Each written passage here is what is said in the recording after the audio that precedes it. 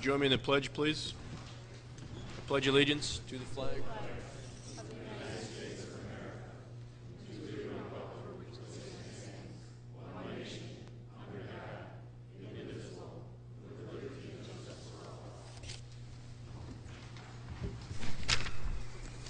All right, good evening. I am going to scramble through my agendas here to make sure I have the right one.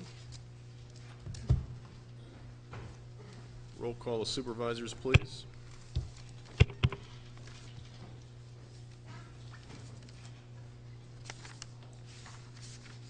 All right, I'm aware that Supervisor Zerban will not be in attendance and Supervisor Brunig. I don't recall if I received any other messages, clerk. Either way, they're not here, they're excused, obviously. 22 in attendance. Is that right? 3, 24, 25, 26, 27, 28. Yes, okay, we're good. 22 in attendance. All right, before we get started, just so those of you who may have an interest in staying, we've got 3 meetings tonight. The first meeting is a public hearing relative to the budget. Will include citizen comments and the first reading of the 2012 budget. There will be no discussion on the budget this evening, and I don't believe Supervisor Clark, as Chairman of Finance Administration, is even prepared to make a statement on the budget this evening. That will be tomorrow night. Second meeting will be our organizational meeting.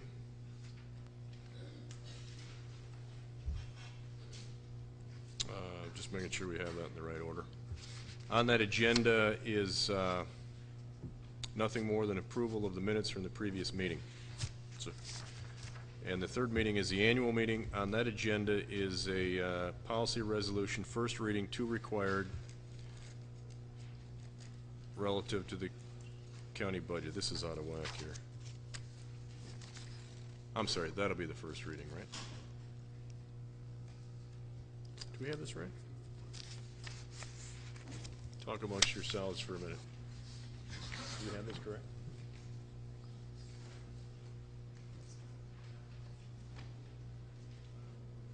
All right, okay. I misread it. It's a presentation and the first reading. So, all right, with that, we're going to, again, we're in the public hearing, and we will at this time open it up to public comments.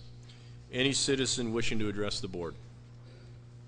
You will have 5 minutes to address the board. State your name and address, please, and adjust the microphone as necessary so you are heard loudly. Thank you. Okay, thank you. My name is Jim Kennedy, and I reside at 7819 Fifth Avenue here in Kenosha. At your October 4th meeting, when County Executive Cruiser first presented the 2012 county budget, I made a few comments to you asking you to support the required addition of about $830,000 of levy funds to the Human Services budget to help close a serious funding gap in our Division of Children and Family Services. I want to repeat that request to you tonight. The DCFS funding gap of about $2.4 million per year was abruptly created as a consequence of the state's ill-conceived plan to remove Public Benefits Administration from counties and centralize it under state management, the so-called Income Maintenance Centralization Plan. Although the state's plan was quickly abandoned once subjected to proper scrutiny, policy decisions were nonetheless made in Madison that removed future access by all counties to federal income maintenance matching funds for social casework and related services. The 2012 Human Services budget now has been through careful scrutiny and public review and has been supported with the $830,000 increase in our base levy by the Human Services Board, Human Services Committee, and Finance Committee. That increase in the county's base levy commitment to human services is critical to sustaining a fully functional child and family services delivery system in future years, and is also very much within bounds in terms of the extent of the county's overall levy support for human services. Several years ago, we looked at how Kenosha County compares in per capita levy spending for core human services with other urbanized Wisconsin counties, those with total populations over 100,000, excluding Milwaukee, which is too big to be comparable.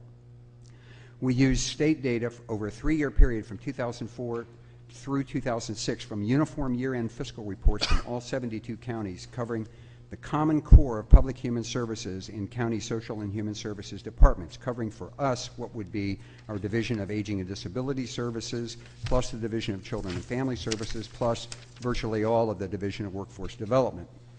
Looking at these apples-apples fiscal data, what we found was that Kenosha County ranked third lowest among the 11 urbanized counties in our peer group in terms of per capita levy spending for human services.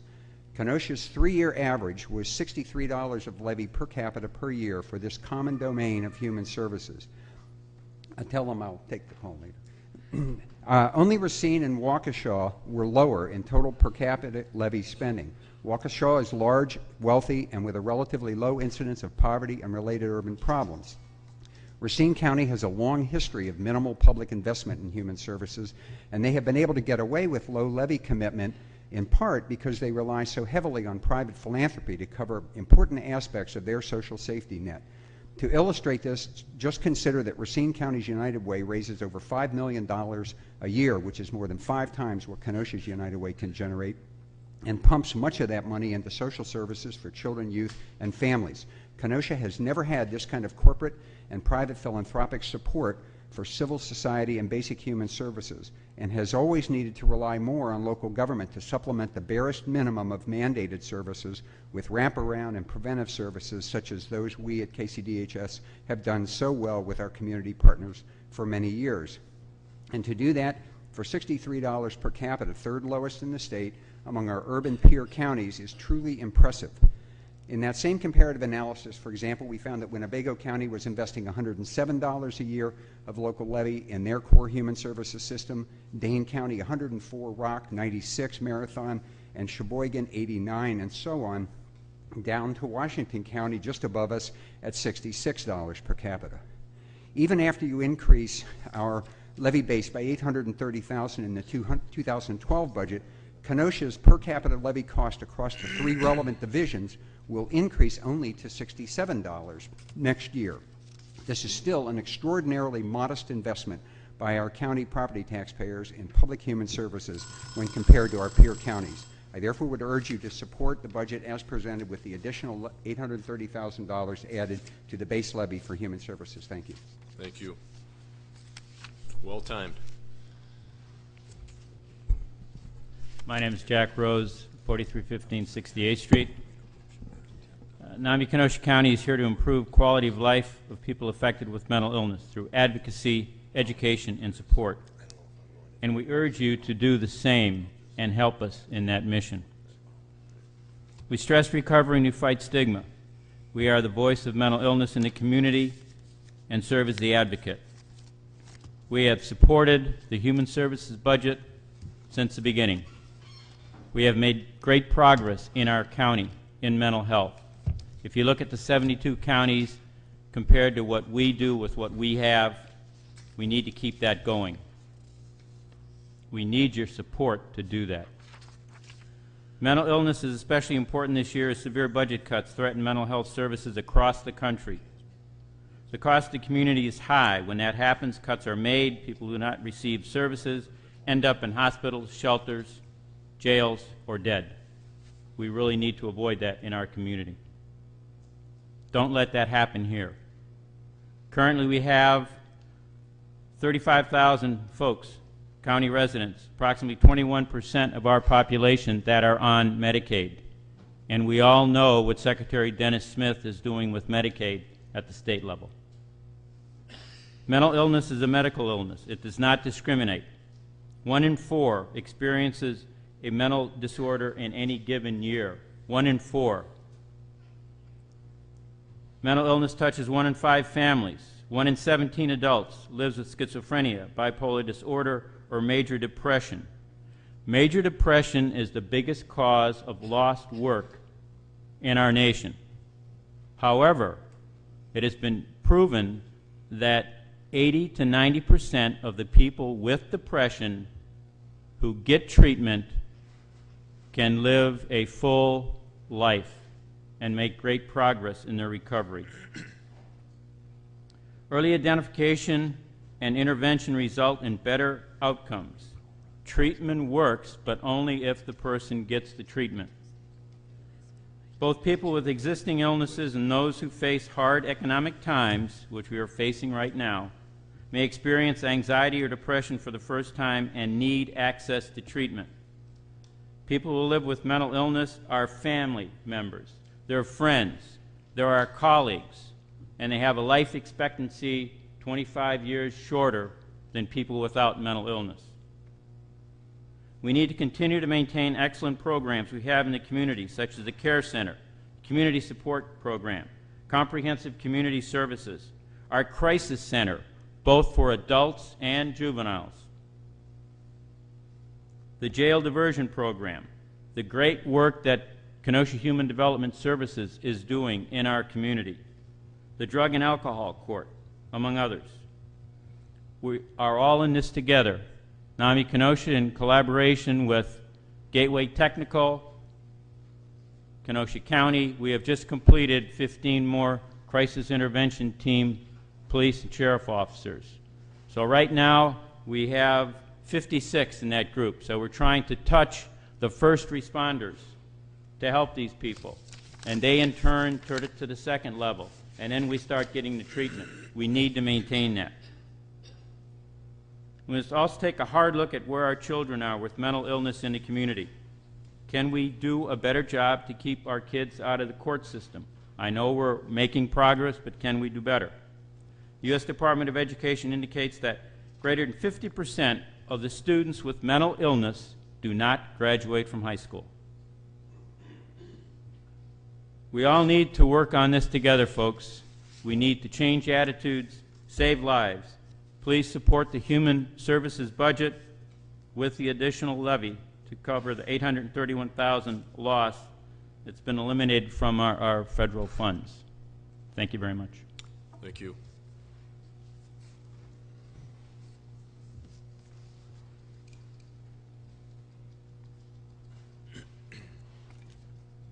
I'm Florence Hamilev, 3018 86th Street, Unit 203, Kenosha. Friends United to Serve Humanity.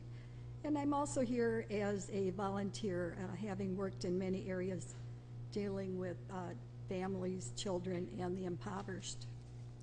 We are very concerned about the terrible economic times we're experiencing and its dire effects on our families and neighbors. Kenosha has been fortunate to have the Kenosha County Department of Human Services functioning as a buffer between economically disadvantaged, seriously troubled adults, kids and families, and the law enforcement and court system. During these merciless times, the Department of Human Services must have the funds they need to protect the most vulnerable in our community. We understand that the changes have been made in the state policies and practices that are resulting in severe budgeting hardship for those most vulnerable, and also for you trying to come up with this funding. Kenosha County must provide the Department of Human Services with the budget requested, submitted, and including the $830,000 levy funds to cover the hole in the matching funds. A community that fails to provide for even just one of their most vulnerable members is not a community. KUSH requests that you, as elected officials, approve the budget that has been submitted with that $830,000 levy funds and cooperate in providing future needs for our citizens. Thank you. Thank you. Anyone else wishing to address the board? Any other citizen comments? Hi, Rose Hamilton, 6516 54th Avenue. I'm here for the taxpayers of Kenosha County. On October 12, 2010, I had emailed every supervisor regarding raises to the management of the golf courses. Again this year, the golf courses have a deficit of over $200,000. Why then is the county board considering giving Dan Dreyer a raise? Why do we reward someone when they are working with the deficit? I work for the county treasurer's office, and I have taxpayers coming in that cannot afford to pay these taxes. I have grown men coming in crying because and they are embarrassed and they don't know how they're going to take care of their families or pay these taxes. But still, we throw money into Brightondale. How many of you have talked to your constituents about the golf courses?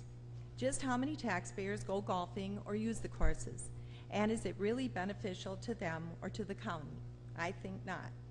When are we going to finally consider the people who pay the taxes and cannot afford that luxury? I hope you really reconsider this raise and stop feeding more money into something that is not now solvent. Instead, I would think you should put it toward human services. Thank you. Thank you.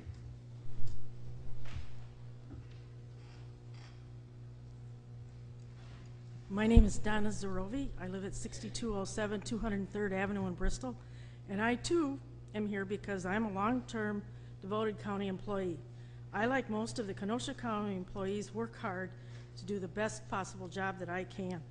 Over the years, we have all changed with the times by learning new technology, updating our jobs and personal knowledge, and taking on more responsibilities as our jobs change for one reason or another, either through new laws or, the biggest reason, consolidation of services and elimination of other jobs within our divisions.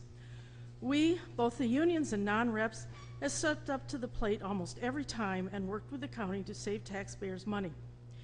Back in the early 80s, when most of you weren't around, when we had double-digit inflation and our pay increased according to the cost of living index, we compromised and negotiated small or zero raises in exchange for good insurance benefits and pensions. Once again, in the late 90s, we worked with you again, and instead of a higher wage and a 2-year pay range, we went to a 6 to 8 year pay scale and smaller starting wages. Our beginning prevailing wages are consistent with the other wages in the area. With the change in state law, most of us have now taken a 5.8% cut in pay, which translates to over $2 million taken from our buying power to support the local economy. Elimination of our flex account takes another $700,000 from the local merchants.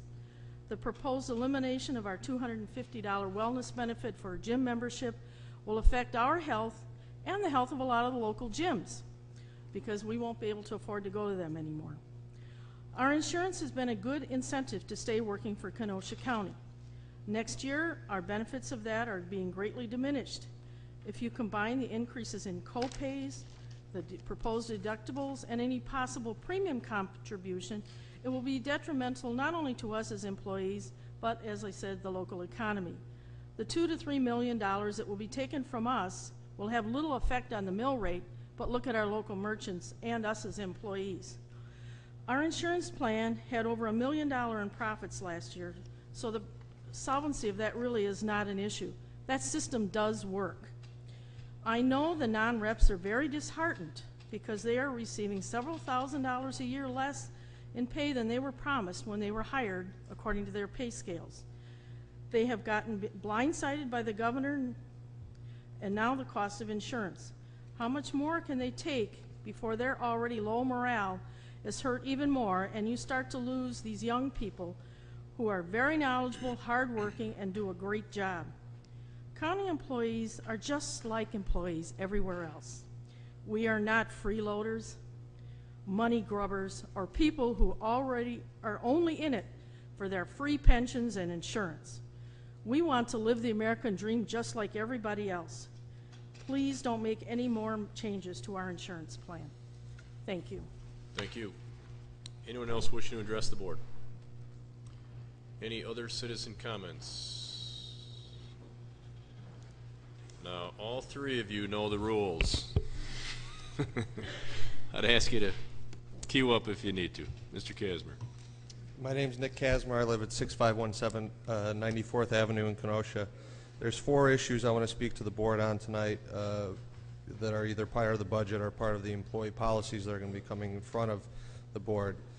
The first deals with the possibility of a premium contribution for health insurance. I have a feeling that at some point during the board's discussion on the budget, the subject of premium contribution will come up. In my opinion, it's a bad idea for both the county as well as the employees. All a premium contribution does is merely cost shift. It does nothing to improve the plan. It does nothing to improve utilization. It does nothing except merely say, instead of me paying this, you're going to pay this.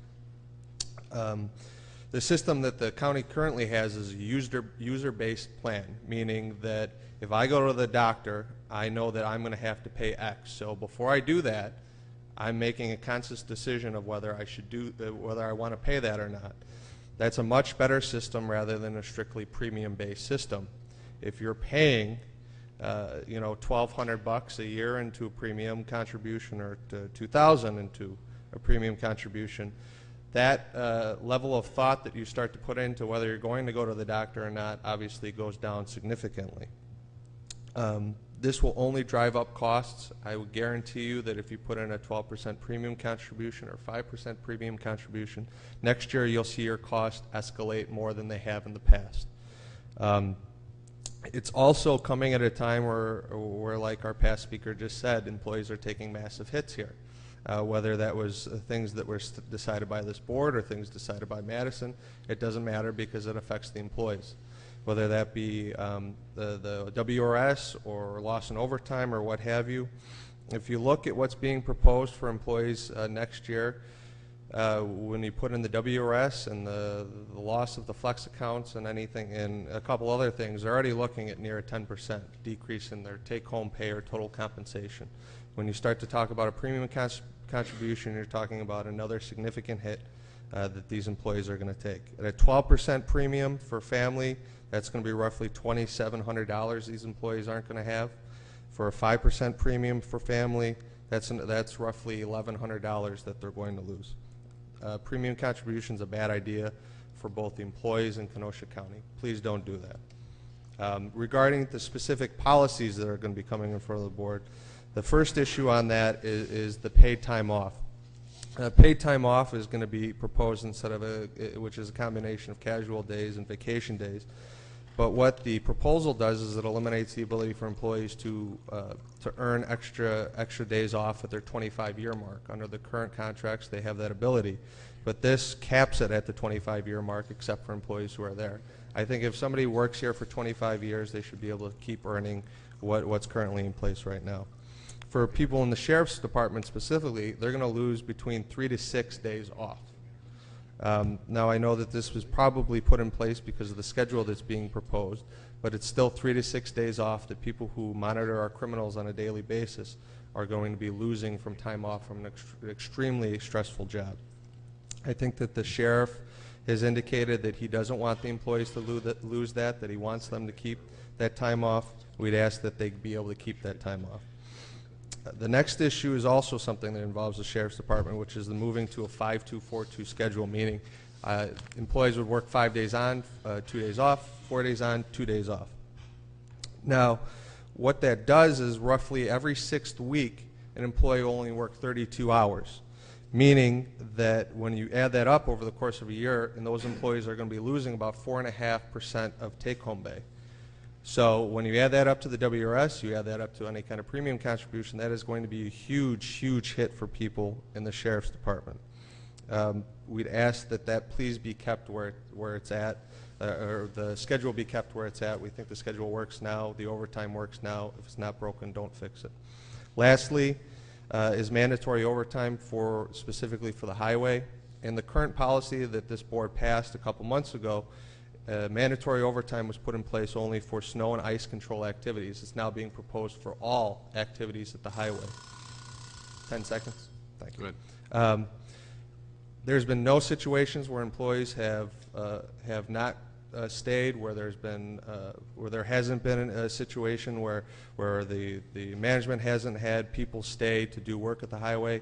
It's not a situation that needs to be fixed. It should be kept the same. So I'd ask the board to please consider those areas when you start debating tomorrow night. Thank you. Thank you.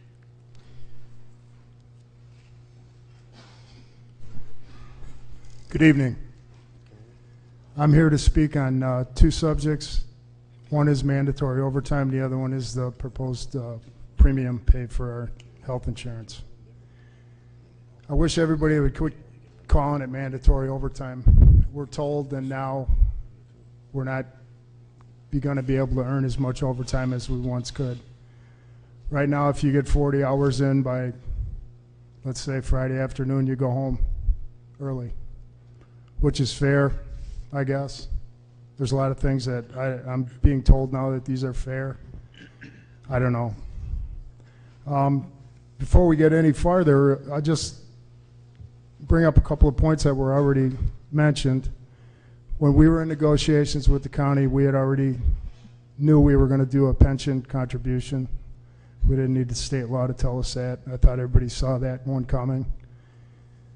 The other thing that we, even during our proposals, offered up was the flex money, and that's gone now. We were willing to go to the G package or wherever we're at, G or H, not a big deal. But if you're going to combine higher premium, or I'm sorry, higher deductibles with the premium pay, that's starting to pile it on. We need to look at this in the long run. If this is going to happen, we need it to happen to everybody. Right now, these things are just happening to a select group, and I think us and the jailers, the highway department and the jailers, are getting the brunt of this. Heck, we even got our boot allowance taken away, and I don't think that's covered under Act 10. I'm not positive, but we gave a lot of things up. And now I hear that, and say it ain't so, Joe, we're bringing up a premium contribution. It used to be that we had ownership of our insurance with the Kenosha Healthcare Partners, which I was a proud part of way back in the day. And it was a way that you had a lot of leverage with these companies. I was at a lot of meetings and I saw a lot of things that I was very satisfied with. Right now we have no input. And I'm not sure, I don't see anybody out of personnel here about the insurance coverage, but I sure hope that we don't need to take this another step before everybody takes that step with us. If we're going to go to a premium pay, everybody should do it.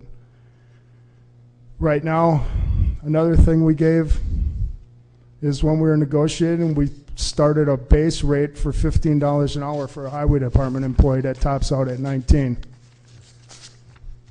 We brought in our lowest paid group, the guys that got the $7 cut in January, back up to $24.61, which is a parks laborer group. Now we're hearing that managers are going to get extra money for shift differential, and we're hearing that they're bringing back retirees at $25 an hour. They've got a few people at work that have been temporaries for almost a whole year. Some of these guys are getting let go. Some of these guys are just sitting there on the end of a string. They don't know what's going to happen. It's very tough to be at our job waiting for it to start to snow and not know exactly what's going to happen. When you guys can't get out of your driveways, I'm sure then something will hit the fan. But right now, it was brought up before, the money that we're gunning at the golf course, we're still losing money at the golf course, and we need to throw more money at it. Nobody realizes how silly that looks to anybody that's out there. Golf is a losing proposition. We need to look somewhere else to try to run it. Right now, the county has, I think, taken a lot of big steps. And what I'm really hoping for, and I think our local 70, the highway department employees, is looking for, is just a little bit more of a sure thing. I would hope you would not have to step into mandatory show up or a premium pay, and I ask you to support that in your time this week. Thank you. Thank you.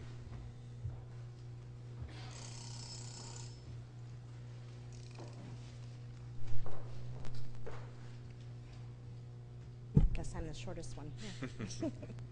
Hi, good evening. My name is Donna Dickinson. I reside at 7522 12th Avenue here in Kenosha. I'm a taxpayer in Supervisory District Number 3, and I have been for the last 20 years.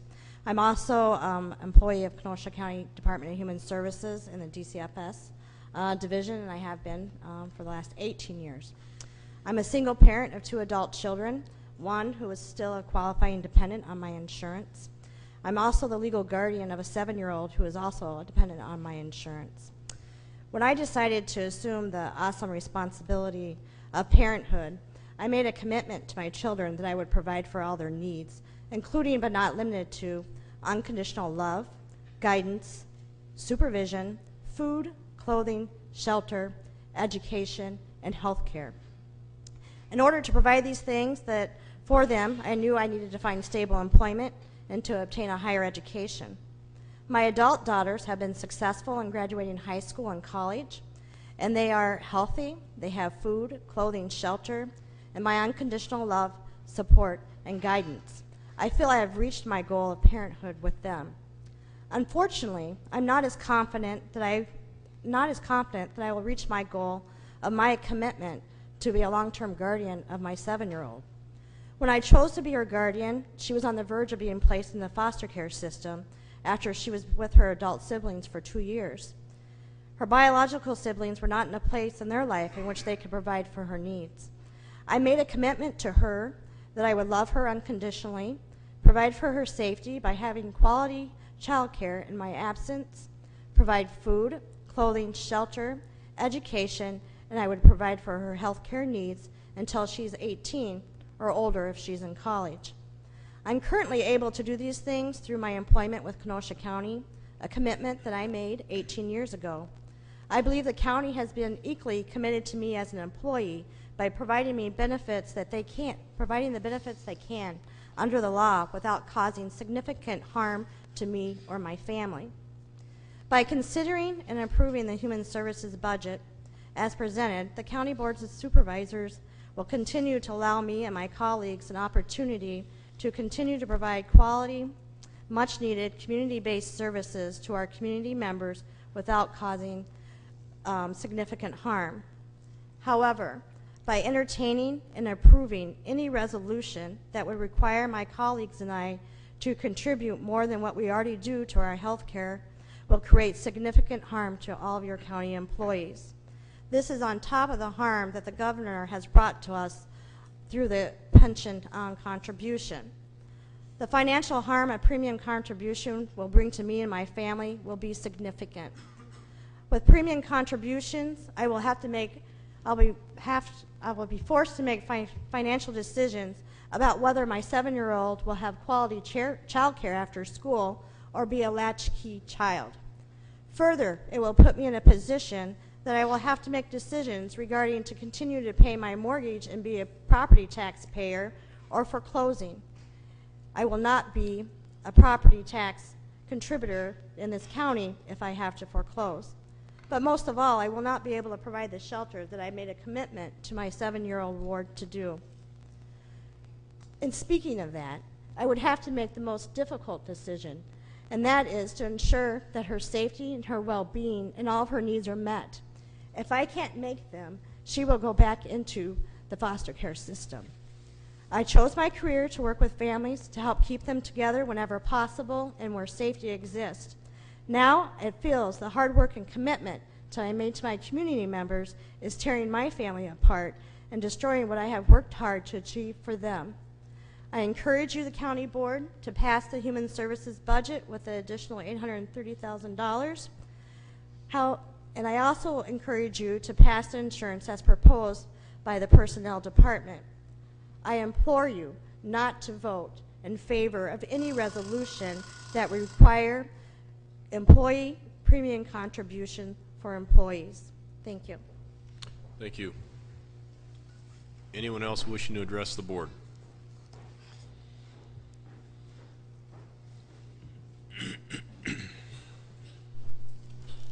Good evening, ladies and gentlemen. Darrell Stone, 129 Highway Z, Tormite. I'm going to ask you to get that microphone up a little bit higher, please. How's that? Thank you. I'm also an employee of Kenosha County Department of Public Works Highway Division. I do ask all of you, how many of you have mandatory overtime in your jobs? You know, you're asking me to give up those spontaneous trips to the theater with my family, Friday night fish fry to have a drink, any of those things that we take for granted as human beings. First, it was just during the winter. When I took this job 19 years ago, I was honored to have the job. And I still am honored. Each and every day, I thank the Lord that I'm able to work and I have a job like I do.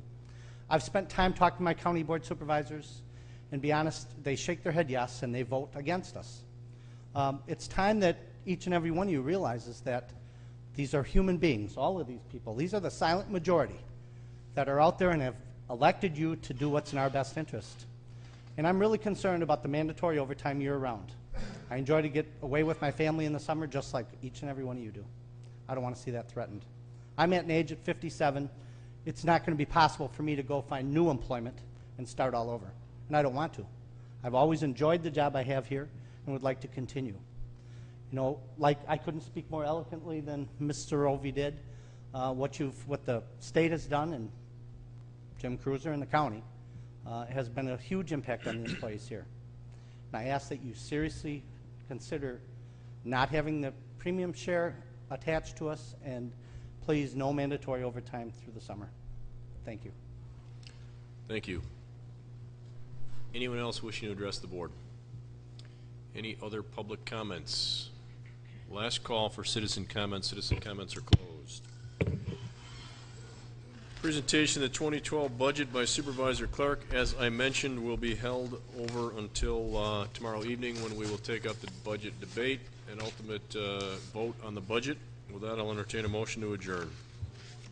Supervisor Jeff Gentz, motion to adjourn, seconded by Supervisor Michael. All those in favor signify by saying aye. Aye.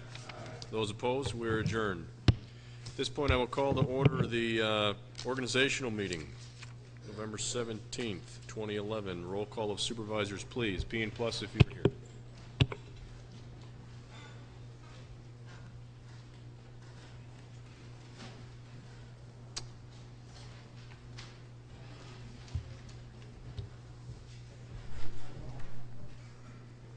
Uh, 24 supervisors in attendance. This time, citizen comments are once again open. Anyone wishing to address the board? Any citizen comments? Any citizen comments? Seeing none, citizen comments are closed. Announcements of the chairman. I have two. We meet on November 15th, which I believe is a week from today, correct? I'm sorry, a week from tomorrow. On your desk, as I mentioned last week, will be the survey from UW Extension relative to the reorganization of the county committee structure. I urge all of you to fill out that survey. If you'd like it online, you can notify the Extension office and you'll be able to receive that electronically. Secondly, it is our full anticipation that next week we will have a map, a redistricting map that we will be prepared to vote on. One way or another, it will be before us on the 15th, and we will take that action, and that will be the map, in fact, that will govern the April 2012 election. I have no other comments at this point. Supervisor reports. Vice Chairman Eckerness. Thank you, Mr. Chairman. The redistricting trial resumed this morning with the taking of testimony from 3 aldermen, and this afternoon from the city's expert, political science professor from Madison. Those of us that were in attendance felt that the testimony went very well from our perspective. The judge has ordered briefs to be filed for their closing arguments by 5 o'clock on Wednesday. The judge will consider them and make his ruling no later than Monday, the 14th. The 15th will be our county board meeting at 6:30. That night we will have a redistricting committee meeting.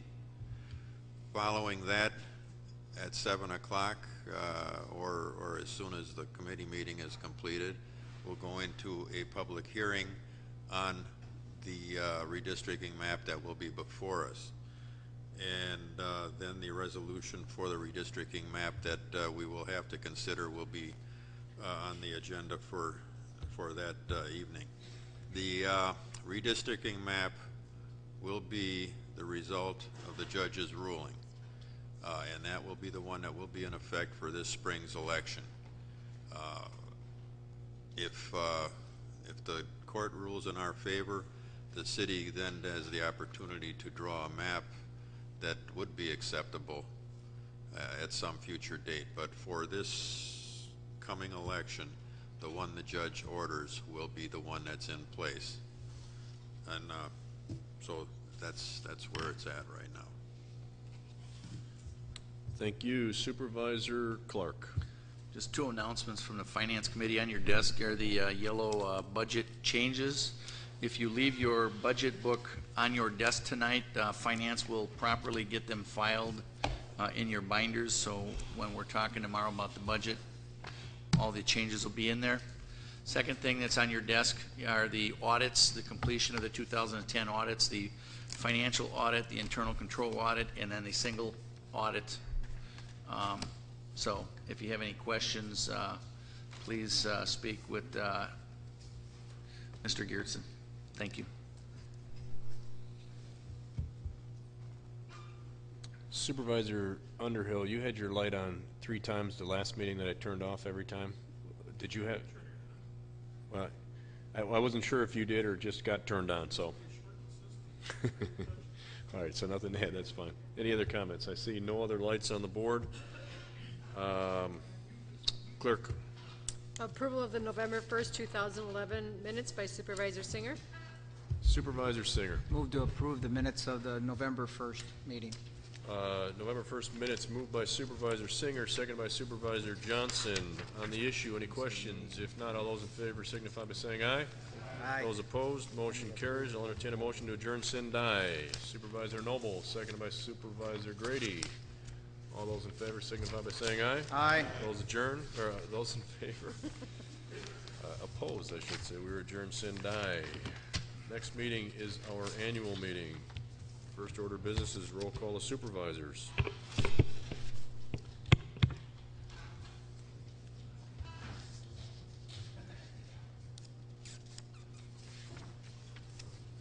One more. Supervisor. All right, record will show, I believe, Supervisor Holman will be back. 23, maybe 24 in attendance. Citizen comments. Once again, anyone wishing to address the board? Any citizen comments? Any citizen comments? Seeing none, citizen comments are closed. Announcements of the chairman, I have none. Clerk. New business, policy resolution, first reading to required from Finance Administration Committee regarding the 2012 Kenosha County budget. Clark, yes. O'Day, yes. Gens, yes. Singer, yes. Eckerness, yes. Rose, yes. Grady, yes.